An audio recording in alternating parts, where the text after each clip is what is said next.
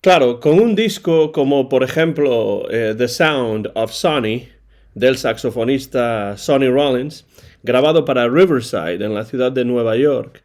en dos sesiones diferentes en junio de 1957 y bajo la supervisión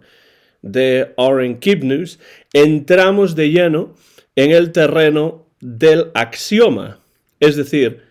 el hecho de que un disco con Sonny Rollins al saxo tenor, Sonny Clark al piano, Percy Heath o Paul Chambers al contrabajo y Roy Haynes a la batería, no puede nunca resultar insatisfactorio. Es absolutamente imposible. Eso es, desde luego, un axioma jazzístico. Y eso, a pesar de que es notorio que el líder, Sonny Rollins, era un músico al que nunca le ha encantado la idea de grabar discos, pese a que su discografía resulte imponente y de una calidad excepcional. A él nunca le interesó demasiado, ni le gustó mucho, ni se sintió muy a gusto grabando discos. Toda grabación es para mí una experiencia traumática, le dijo Sonny Rollins en cierta ocasión al propio Orrin Kipnis.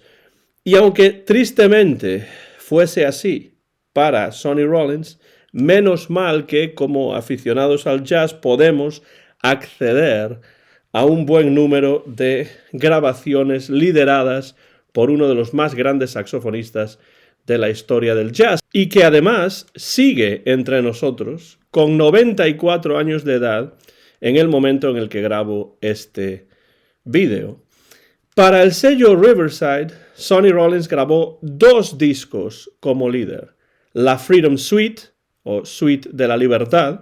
en 1958, y este disco, que aquí está, The Sound of Sonny, el sonido de Sonny, en 1957. Es decir, este fue el primero,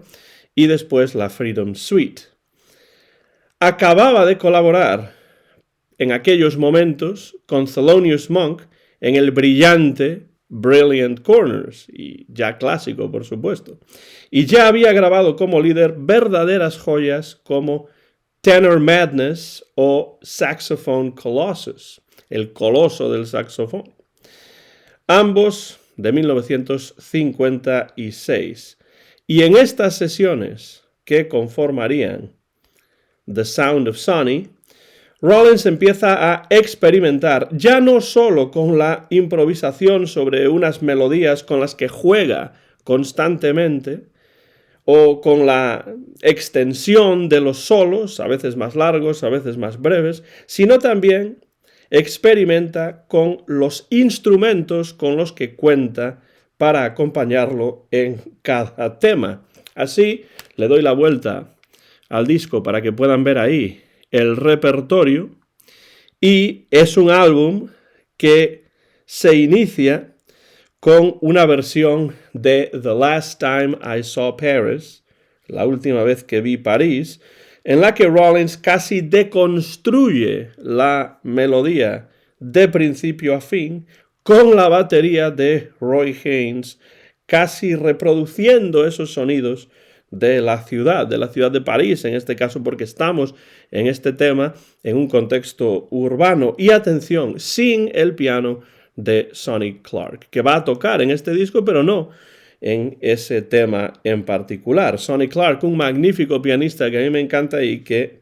por entonces, finales de los años 50, acababa de llegar a la ciudad de Nueva York desde la costa oeste. Después viene Just in Time. Siempre recuerdo versiones vocales de Just in Time, como por ejemplo la de Dean Martin, la de Frank Sinatra. Pero aquí escuchamos, por supuesto, ya el piano de Sonny Clark, percusivo y repetitivo, bum, bum, bum, bum, bum, bum, bum, bum, bum, acentuando el ritmo que Sonny Rollins quiere imprimirle a una melodía sobre la que improvisa con gran libertad. Libertad, esa es la palabra para entender, para acercarse a este disco, porque esa es la intención de Sonny Rollins en esta etapa breve con Riverside: alcanzar una mayor libertad, sorprender al oyente con sus solos, con la instrumentación e incluso con la elección del material. Sí, porque en cuanto al repertorio, en este disco nos encontramos sobre todo con standards, pero algunos de ellos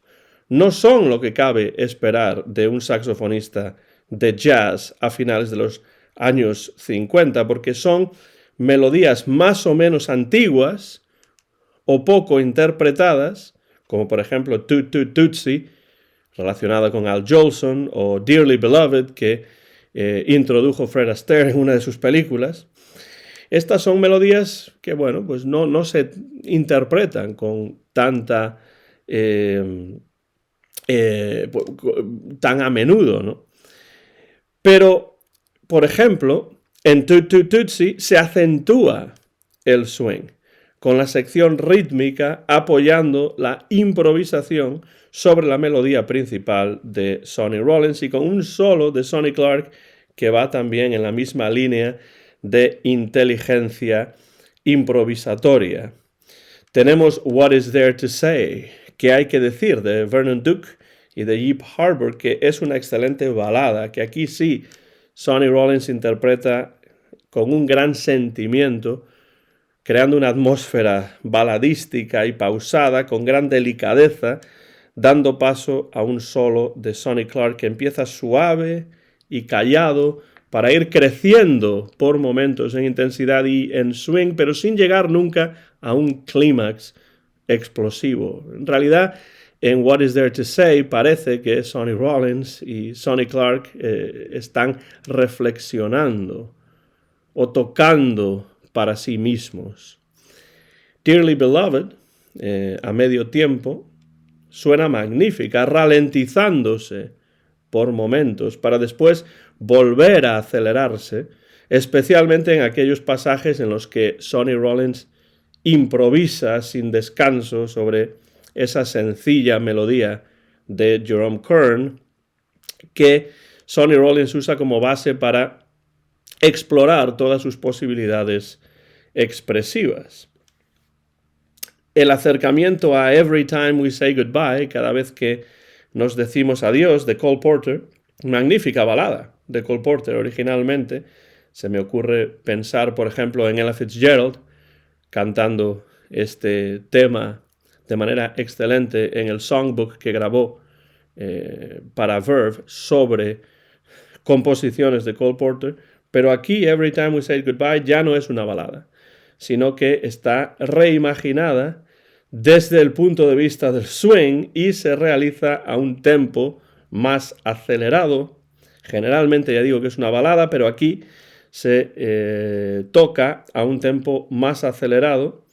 y Sonny Rollins utiliza la melodía original muy inteligente de Cole Porter como mera excusa para construir una improvisación rauda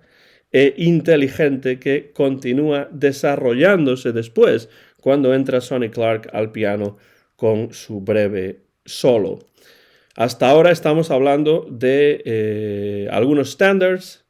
de algún tema más o menos contemporáneo, como puede ser The Last Time I Saw Paris. Pero la única composición original que vamos a encontrar es Cutie, una composición de Sonny Rollins. Y digo en el disco original, solo hay una composición de Sonny Rollins que es Cutie, una melodía que a veces parece plegarse sobre sí misma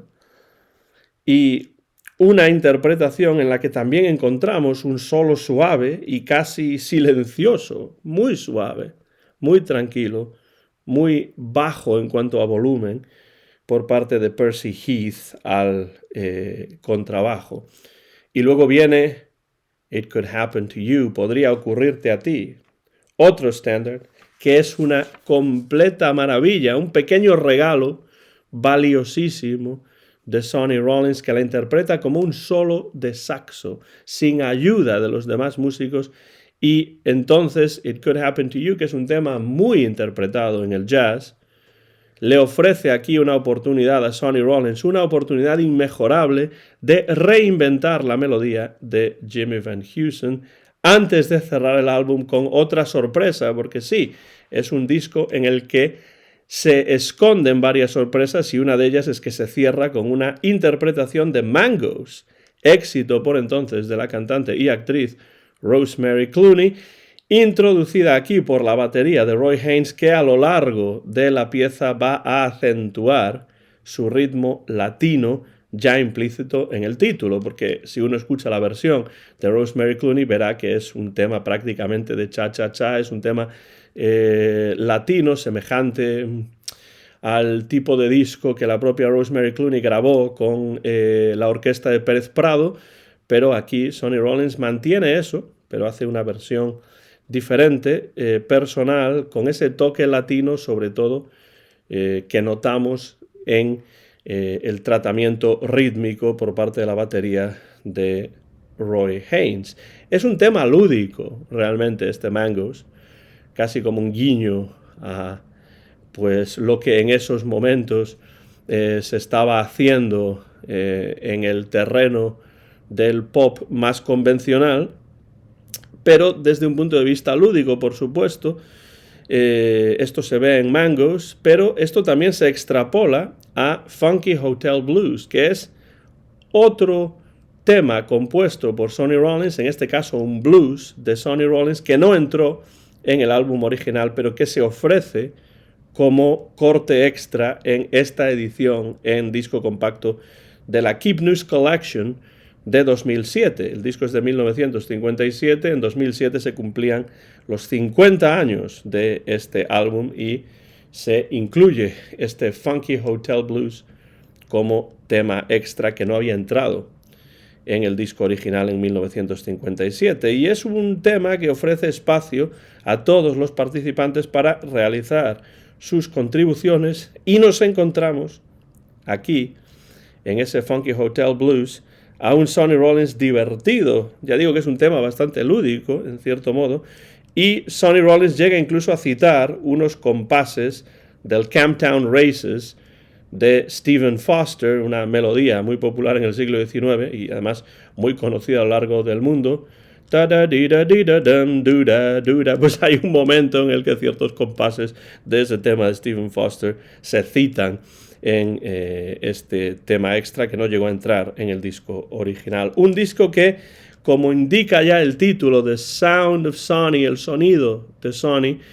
podemos escuchar en este disco el sonido de Sonny Rollins tal y como era en 1957, en un momento en el que estaba intentando buscar nuevos caminos, experimentar de una manera relativamente diferente. ¿Cómo era ese sonido? Exploratorio, imaginativo, personal, sorprendente, adjetivos, todos ellos que continuarían definiendo el resto de la prodigiosa carrera en el jazz, que continúa a día de hoy, mientras estoy grabando esto, que continúa a día de hoy de Sonny Rollins, un grandísimo del saxofón en el jazz, un grandísimo de la música del siglo XX y un disco, para mí, imprescindible dentro de su discografía.